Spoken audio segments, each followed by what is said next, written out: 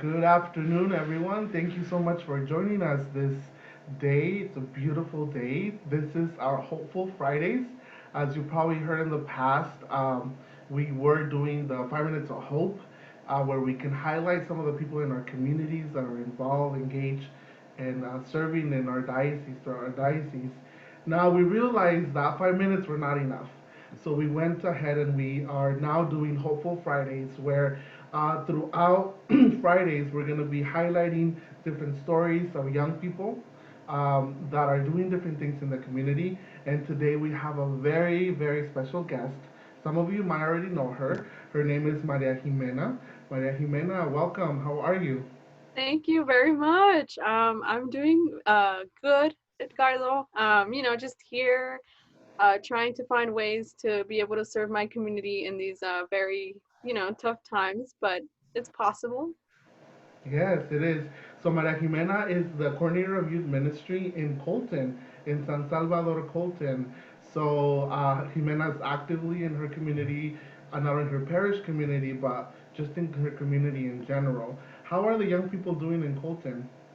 Well, they're there. I've been in contact with a few youth, and they're trying to. Some of them graduated, Hmm. so it's very exciting to see that they're on to a new chapter in their life. But they're doing good. From what I'm seeing, they're doing good. Yeah. Good, good. Speaking of graduations, Maria Ximena, you also graduated. I saw on social media with celebrating with your family. Actually, this June, right? You graduated from college? Yes, I graduated actually in April, Oh, okay. so just a couple months ago. And my brother, he also graduated in June, so we had two graduations in our family. And I just want to say to those young Catholics who graduated this year, whether you were in high school, college, or graduate school, I'm very proud of you guys. Tough times, but you guys made it through. Yes, indeed, indeed. Congratulations to you as well, Maria Jimena. I think it's a huge accomplishment. And with your brother as well, the fact that throughout these difficult times we can go ahead and find hope in our journey and with our families to celebrate our journey and the accomplishments. What did you study? Well, during the time in college, I went to University of Redlands, very close local. Hmm. I studied English and Spanish literature, so I'm very much a book nerd. I love to read a lot, so that was what I graduated with. Degree. Yeah, that's awesome. Good, good. Spanish. That's awesome. I think it's an important opportunity to have a conversation. That's what we're gonna have, a conversation on how young people can go ahead and be engaged in their community. When we look at youth ministry, we know that one of the components of youth ministry is advocacy. How is it that we can put our faith in action? How is it that we can live out our faith everywhere we go? Not just at the parish, not just in our homes, but in our schools, in our neighborhoods, in our society, right? So that our lives can, the people around us can, we can lift them with hope and with joy. How is it that in your ministry and kind of like your experience as a young leader yourself, how is it that you guys have been moving in that direction and responding to some of the needs of the community? Of course. So I think one of the biggest things that I've tried to teach the youth, and including myself, that I live by is this very specific verse. And I know a lot of young youth have heard of it, and a lot of Catholics have heard of it, but it's Matthew 22, verse 39, which is, you should love your neighbor as you love yourself. So a lot of what we do when it comes to serving our community is based upon the idea of, loving your neighbor. And you know that there's just so much going on with the youth, specifically, when it comes to drugs and alcohol. That is specifically what I've been doing um, for since 2010, including my brother. He's been in on the run with us in terms of volunteering. But I think that that's just one of the things that keeps us going into being able to serve our community, and teaching youth as well to help their peers, because it's such a big thing. I know that for sure. Everybody's heard who Gavin Newsom is, our governor, and he just, in when he was talking about the vaping issue we have in California, he actually declared vaping as an epidemic in California. Mm, So, and no one better than us youth, and I was at some point a youth between the ages of 15 through 21, mhm. understands that, what that looks like on a daily basis. So I've heard stories, I've heard testimonies of a lot of people who have friends and who think, smoking tobacco or vaping is, the cool thing to do now.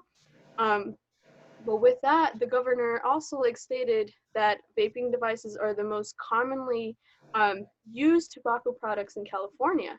So, like I said, more than 80% of high school teens who consume tobacco use a vaping device. So that's 80% in California. That's a huge number, Yeah. and which is why that concerns me and the youth who participated in volunteering, to be able to be like, oh, okay, how can we help and prevent this in the community with our youth? So Yeah, that's impressive. It is. We know that this is the reality. We know that these are some of the difficult conversations and that we need to have with our young people about being exposed to drugs and alcohol, specifically right now when we talk about vaping.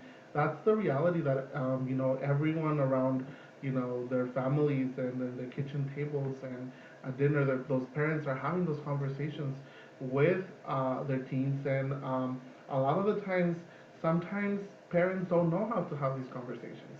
They don't even know that that's happening to the young people. That their children are being exposed to this directly, and that they're being targeted directly to have access to tobacco when they are underage. Has this been the reality in your community, in Colton and in your area? it's one thing when you hear about it, and when you're a youth who hears about it, and but it's another thing when you actually see it happening. So, in unfortunately, in my community of Colton, if we go back in 2017, we had like, that was when our Colton community members confirmed the sale of tobacco products in youth. So that was since then we confirmed that there were certain businesses that were selling to youth, and youth it was just so easy for youth to purchase tobacco, because from the pricing, I mean, everybody carries $1 or $2 in their pocket. And so when we were looking at this and this information, I know businesses had tobacco flavored tobacco products for $1, $2. So it was just very crazy to see how easy it is to be able to have access to this. So it was, yeah, it started becoming an issue in our community, and it wasn't until like, I heard about it and I was like, oh, okay, but it wasn't until I actually participated in, I think the coolest thing about this was you do the decoy operations or sting operations. I don't know if you've heard about them, but it's like going undercover, and they train you to go undercover and going to these businesses and actually purchase tobacco to see which businesses are selling, and to get some information and statistics about how many stores are selling to youth. So the crazy thing about this is, when I first went to a store, I was like, they're gonna deny, I hope they deny me, and I hope, this is not an actual problem. And it turns out that a lot of the stores that I went to, it was just so, so, so easy to get your hands on a tobacco product, a flavor, specifically flavored tobacco products. So they had like, I don't know, I'd come in and say, hey, give me some peach Swisher sweets, and it was just incredibly easy. And then I thought to myself, oh my gosh, I have a lot of youth that I know that are around these areas, and Right. it was just so shocking. And then that's where I think it kind of hit, because I was like, I can't. I We have to do something about this. The youth specifically, even when they see, because it's a different thing when an adult says something. An adult tells you something, you're like, it's an adult telling me. But when a youth is coming in and telling you something, it's a whole different thing. And that is where some youth fall into peer pressure, and it can either be good peer pressure or it can be bad peer pressure. So in this case, a lot of youth that were involved, it was that good type of peer pressure where we got together as youth and we're like, we have to do something about this. Right. It's um, because they were going through it themselves and they saw, how this was impacting their peers. And I think that's the beauty of coming together as young people and looking at the reality of our communities and saying, okay, so I'm a person of faith. I'm a person that, wants the best for my peers and for my community. This is a specific issue. How can I respond to this? What can I do? A lot of the young people sometimes feel that their voices are not heard, that they are not part of these conversations. But I think, and I think it's important that to hear stories like these, especially on Hopeful Fridays like today, to identify and see this is possible if you come together and if you work together. Change can happen. Your voices are important. And what did you guys decide to do? What was the action that you guys decided to continue after these experiences? Throughout the months ahead. so I think one of the most important parts of this is that we have a problem, right? We Mm, have a problem, we identify the problem. And I think the most important part of taking action is through the help of a coalition. So I know, there's coalitions that are around in certain areas, and many areas have coalitions. But in Colton, we had mental health systems, and a lot of people are familiar with the people who work there, Mirsa Andrade, and a lot of people. She does a lot of stuff for our shout out to Mirsa. Shout out to them. yeah. Shout out to Mirsa and the staff there, and of course, California Health Collaborative, with which just recently paired up with mental health systems in the help of reducing tobacco products within the youth.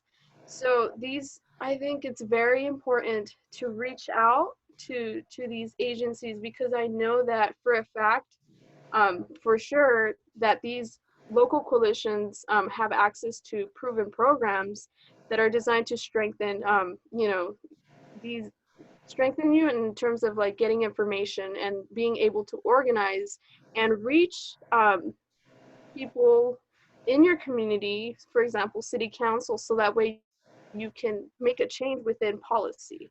So Right. it's huge. One thing is telling your story, but another thing is affecting policy. And I think youth have such a powerful voice with this, because youth, I feel like once you gather a lot of youth, there's a powerful voice. So what we ended up doing is we got statistics of the decoy operations. There was, I think, one of the craziest things in our community is that 90% of the stores that we went to and bought tobacco did not ask for the age of which, of the youth when we were trying to. So 90%, that's a lot. Yeah. And over 90% of the products purchased were flavored tobacco products. So it's just, these are some crazy statistics that we ended up, what we ended up doing is, we first of all, let me get the, because there's like a small timeline of this. So Sure. Sure. It's so important to like really understand kind of like the process that you guys did and how um, take taking step by step, you guys mhm. were able to create that change in your community. Of course, there's a timeline, and with the help of the coalition, we it's been, like I said, change is a process, and change is being able to be constantly persistent and not give up. and have that hope.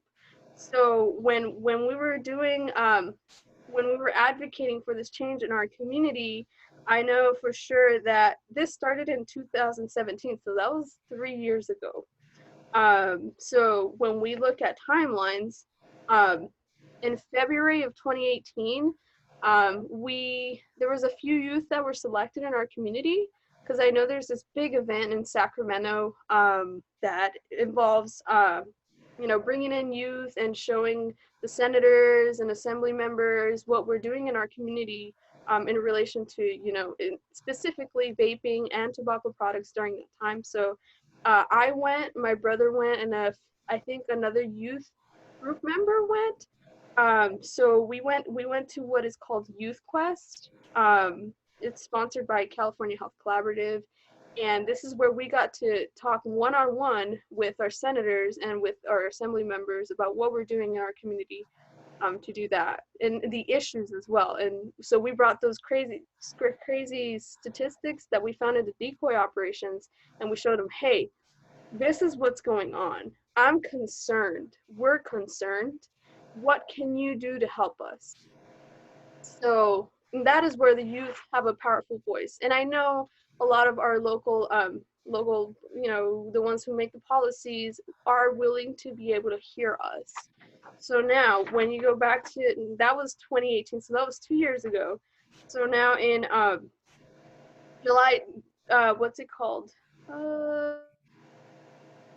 March of 2019. I know that due to that like constant persistence of, hey, there's an issue. I know the coalition was awarded $5,000. It's a community grant, and we had what is called the Light Project, and so that is where we brought light to the issue, and we invited like the Colton Police Department, our Colton what are they called? City Council.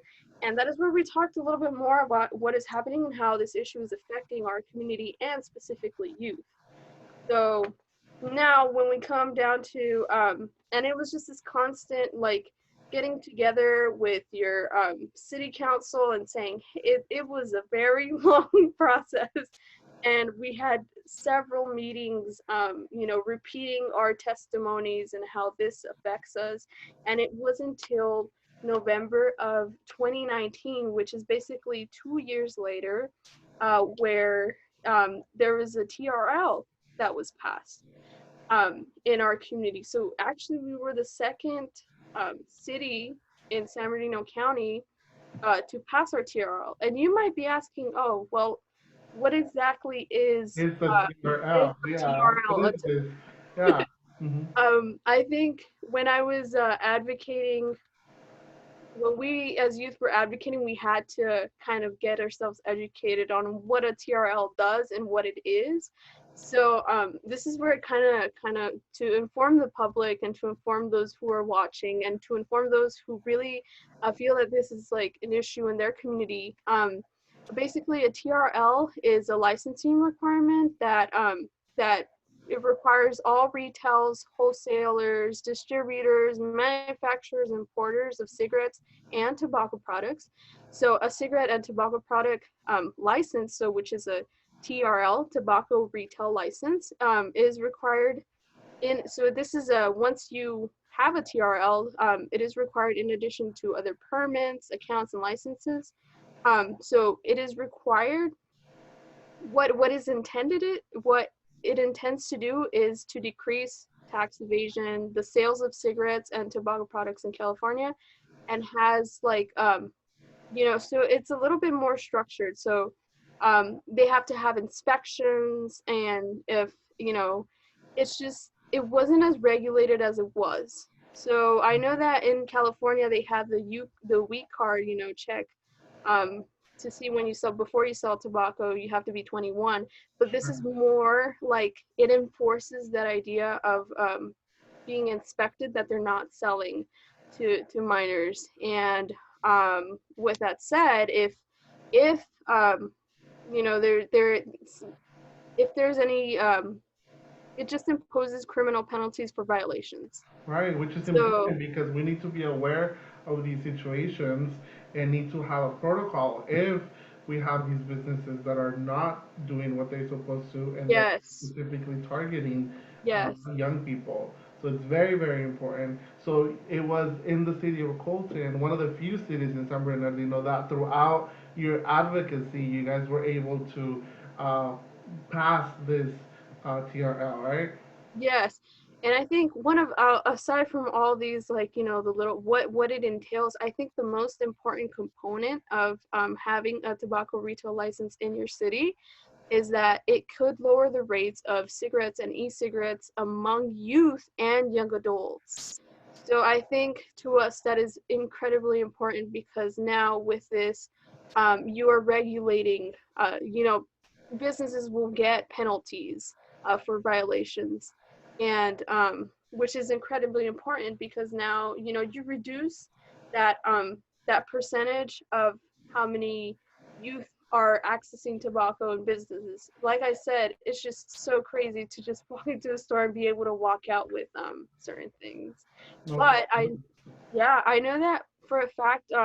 The businesses do have to pay a fee, and what that does is that that money goes into programs that help you know, businesses become aware of you know, what that does to the business. So yeah, for sure. Thank you so much for kind of giving us the process and the steps that you guys have taken. I'm sure it was a good experience to go before the city council, to go through these trainings yourself. How have you grown, you know, you as a young adult, and how would you invite other young people to get involved with their communities? of course, I think during because I know during that time I was around 18 18 years of age, and now to the time now I'm 21.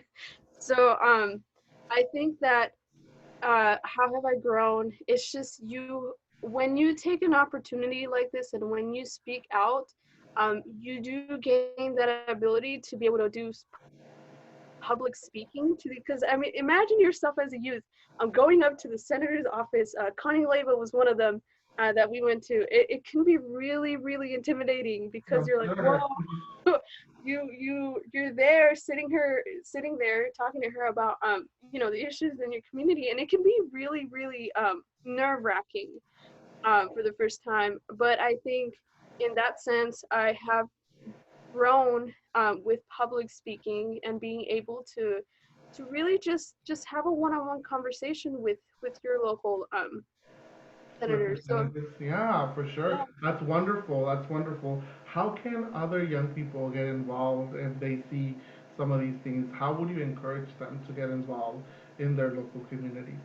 So youth, this is where it comes down to what you can do. I know that in your city there is coalitions who do stuff like this in relation to that, or even if some, we have computers, we have internet, we have a lot of resources that Yeah. sometimes we forget to Your take phone, advantage of. right? Yes, yes, your phone.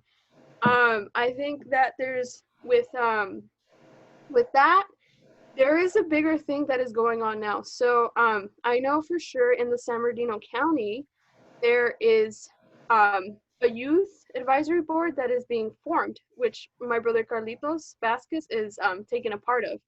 That's And wonderful. yes. So the big thing about this is that now we are trying to pass a tobacco retail license at the San Bernardino County level. So that's huge. That covers a lot of places. So with that, we are looking for youth to be a part of this, and you know, the youth that are very passionate about this topic want to help other youth and just feel that calling of helping, because like I said again, our the youth, we should care about our youth. You know, this is an issue that is happening to everybody. I mean, not so long ago, I don't know, and I know a lot of youth right now have seen this commercial. There's a commercial that goes on the TV that says oh, dulce de leche. I know you probably seen it, Edgardo, but Mm, there's two girls sitting on the bed, and you know, they're like, oh, dulce de leche, and the mom walks by and they're like, oh, don't eat too much candy, when in reality it was actually a vaping product. mm, And I know you've seen it. So, and I know you youth youth coordinators, youth ministry members, youth ministers care about the youth and about their health. And I think it's very important to reach out to agencies. There's just so many agencies that you can reach out right now. If you have any questions, I know that California Health Collaborative has programs, has coalitions, has information in regards to how you can, what you can do in your city to do what we're doing and volunteer. Right.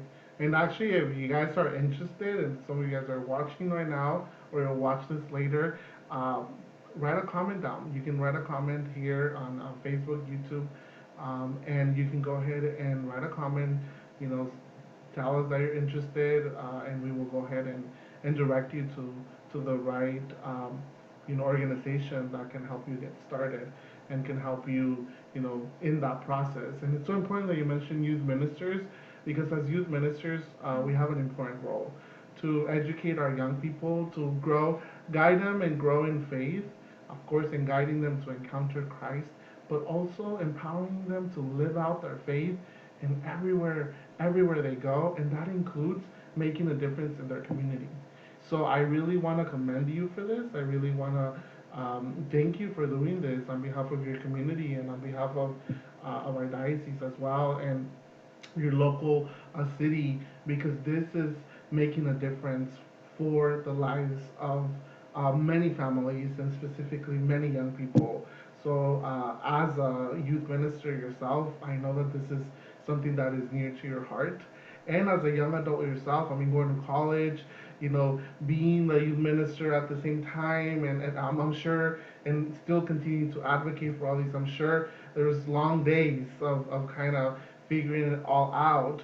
But the fact that you persevered and now you can see some of the changes that have been happening in your community, I think that's something really awesome. So I just want to commend you. And I think this is why we wanted to have you today because on a Hopeful Friday, remind ourselves that among everything else that is happening in our communities, there's still hope. There's still something we can do to make a difference to someone else. And it begins right there in our own homes and with our own families, in our own communities. Maria Cristina, thank you so much. Maria Ximena, I changed your name. Maria Ximena, thank you so much Of for being course. here and making the time. Of course, thank you, Edgardo. I appreciate you being able to contact me, and on behalf, also as well, the diocese. I appreciate that you guys are doing this for the youth. And just one last thing that I would like to say is I know that maybe perhaps the youth are sitting there watching this, wondering what they can do to get involved. And there's just so many things that you can do to get involved. Don't let a pandemic stop that. But I think once again, it's possible. Don't give up. It is. It is. Thank you so much for being here. For every Friday we're gonna have stories of young people that will give you some hope and will hopefully inspire you to go back to your communities, to your parish communities, your cities, and begin to make a difference. And I know some of you guys are out there already are doing amazing things. So we want to hear from you. So if you know of any young people that are doing amazing things already in their communities, please let us know in the comments below and we can go ahead and contact them and hear their stories. Thank you so much and have a good afternoon. Thank you. Have a good afternoon, Edgardo. Bye.